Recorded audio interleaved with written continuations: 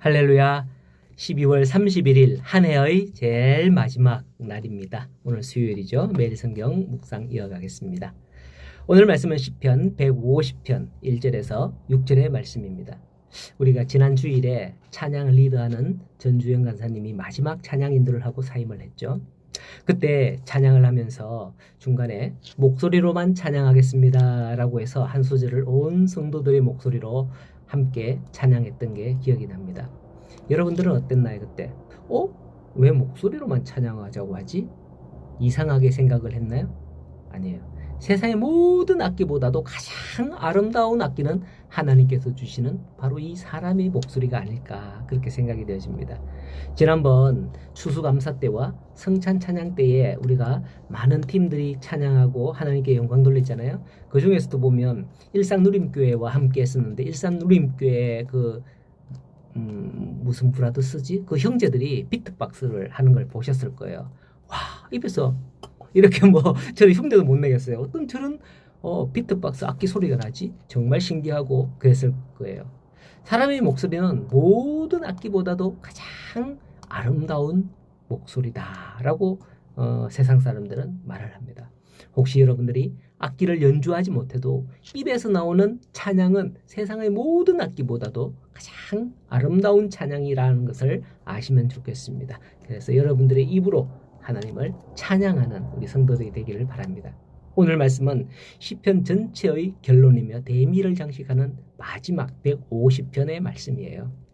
시인은 기나긴 시편의 여정을 마무리하면서 모든 백성들에게 하나님을 찬양하라 할렐루야 외치고 있습니다. 그렇게 하나님을 찬양하는데 장소를 막론하고 어떤 악기를 막론하고 모든 것을 동원하여 찬양하라는 그런 내용이 나오는 거예요. 그의 권능의 궁창에서 찬양하라 하면서 우리가 찬양할 곳이 어디인지 말씀을 하고 있는데요. 1절에서 보면 이것은 우리에게 주어진 사명이자 특권이 아닐 수 없습니다. 굉장한 거예요. 우리들 모두 하나님의 존전에서 하나님의 성가대가 되어서 하나님을 찬양할 수 있다는 게 바로 그거죠.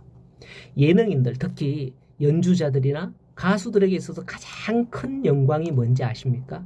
제가 알기로는 카네기 홀에서 서는 것, 카네기 홀에서 연주하고 노래하는 것, 이게 그 사람들의 가장 큰 영광이다 라고 들었습니다. 카네기 홀에서 노래나 연주한다는 것은 전 세계가 인정하는 것이기 때문이에요. 저는 카네기 홀에 가볼 수 있으면 해도 좋겠습니다. 가보는 것만 해도. 여러분은 그렇지 않나요?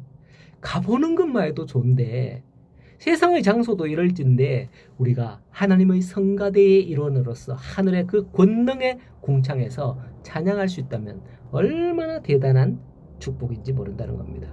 이러한 찬양에 웅장함이 더하기 위해서 온갖 악기로 찬양했습니다. 3절에서 5절의 말씀에 보면 나팔소리로 찬양하고 비파와 수금으로 찬양할지어다. 소고치며 춤추어 찬양하며 현악과 퉁수로 찬양할지어다. 큰 소리나는 재금으로 찬양하며 높은 소리나는 재금으로 찬양할지어다 라고 하죠. 우리 보면 혹시 여러분들 보셨는지 모르겠는데 TV에서는 종종 나오는데 워십이라고 찬양하면서 막 춤을 추면서 이렇게 찬양하는 거 있잖아요. 그죠? 이런 찬양 막 춤추며 소고치며 찬양하라. 이게 말씀에 나오잖아요. 사실 여기서 말한 악기들은 다윗 시대만 해도 대부분 이방 제사나 의식에서 사용되는 것들이 많았습니다. 이런 악기를 예배에 사용하도록 최초로 시도한 사람이 바로 다윗이다라고 알려져 있어요. 이것을 두고 성경 한 켠에서는 다윗이 자기를 위하여 악기를 만들었다라는 등 이런 말이 있습니다만은 어쨌거나 다윗은 이방신을 숭배하기 위해 사용하던 그 악기들조차도 하나님을 찬양하는데 사용하는 악기로 전환시키는 것을 볼 수 있는 거죠.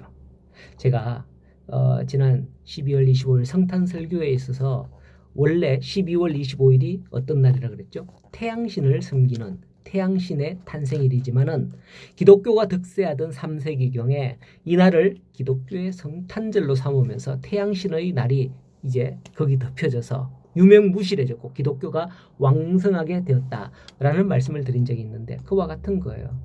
교회에서 피아노, 기타, 드럼 등등 이런 걸 가지고 예전에는 찬양 못했습니다. 오히려 어른들이 얼마나 이런 것들 딴따라나 하는 것이지 하면서 교회는 드렸으면 안 된다고, 교회에다 드리면 안 된다고. 제가 어릴 때만 해도 그랬거든요. 어른들 얼마나 그런 어른들이 많았는지 몰라요. 그러나 오늘날에 그 모든 것은 하나님을 찬양하는데 아주 없어서는 안 되는 악기가 되어버렸잖아요. 어떤 악기라도 하나님을 찬양할 수 있다는 게 오늘날 아닙니까? 이처럼 다윗 또한 무가치한 것들을 가장 가치 있는 것으로 탈바꿈시킨 게 아닌가 생각이 되어집니다. 다윗은 온갖 악기로 찬양하며 하나님을 찬양함에 있어서 최고의 찬양이 되도록 만들었던 거죠. 이것은 우리 모든 성도들과 교회가 본받아야 할 그런 정신, 그런 모습이 아닐까 생각이 되었습니다. 이제 시편을 마치는 가장 마지막 절을 보면 호흡이 있는 자마다 여호와를 찬양할지어다 할렐루야라고 이렇게 마칩니다. 호흡이 있는 자라고 하죠. 하나님께서 사람을 창조하시고 그 코에 뭐를 생기를 불어넣어 줬잖아요. 바로 이게 생기를 불어넣어 준 거, 숨, 이게 호흡이라는 거예요. 호흡을 주신 첫째 되는 이유는 하나님을 찬송케 하기 위함이다라는 거예요. 이사야 43장 21절 말씀에 그것을 말씀하고 있는데요. 어떤 말씀이 있느냐? 이 백성은 내가 나를 위하여 지었나니 나를 찬송하게 하려 함이니라 라고 말씀을 하셨어요. 그 호흡은 하나님께서 사람을 헐구로 지으시고 생기로 불어 넣어주신 그 호흡입니다. 그 호흡으로 내가 해야 할 가장 본질적인 일은 찬양이라는 거죠. 입으로, 마음으로, 삶 전체로 하나님을 찬양하는 것, 바로 이것이 우리의 삶의 이유와 목적임을 잊지 말아야 되겠습니다. 우리 성도 여러분, 올 한 해는 다 갔습니다마는 내년에 26년도에는 내 삶의 목적이 이와 같게 되기를 바랍니다. 이제 오늘도 찬양하며 이 한 해를 마무리하고 또 찬양하며 한 해를 맞이하는 우리 모든 성도님들 되기를 소원합니다. 행복한 한 해 잘 마무리하시고 새해 복 많이 받으세요.